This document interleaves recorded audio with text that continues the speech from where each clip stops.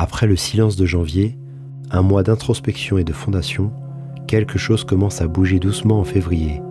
Pas forcément à l'extérieur, mais à l'intérieur surgit une première secousse.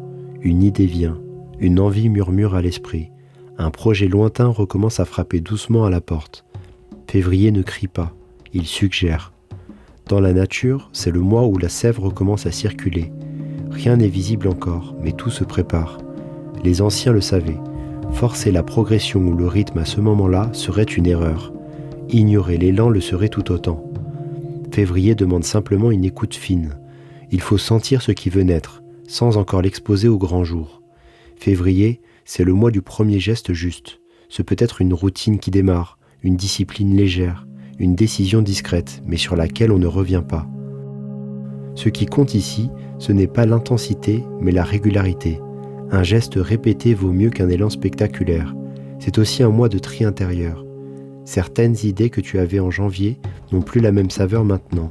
Elles resteront des idées, sans envie de les concrétiser. Mais d'autres, au contraire, deviennent à présent plus claires. En fait, février t'invite à faire la différence entre ce qui est une impulsion passagère et ce qui mérite vraiment d'y consacrer ton énergie. Ce discernement est une forme de maturité. Dans de nombreuses traditions, février est associé à la purification et à la transition. Durant ce mois, on nettoyait, on allégeait, on préparait le terrain. Pas par superstition, mais par bon sens. On savait que ce qui allait prochainement croître devait l'être dans un espace dégagé et sain.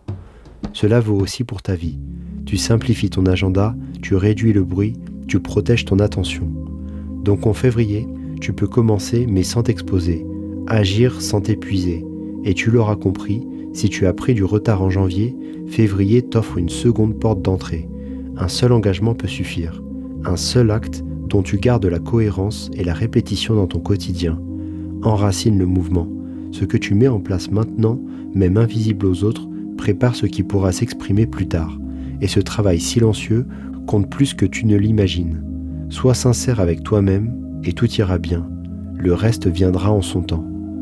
Bon mois de février à tous. On se retrouve chaque semaine pour notre mission 365 jours pour changer. Je vous dis à très vite sur Chaque jour compte.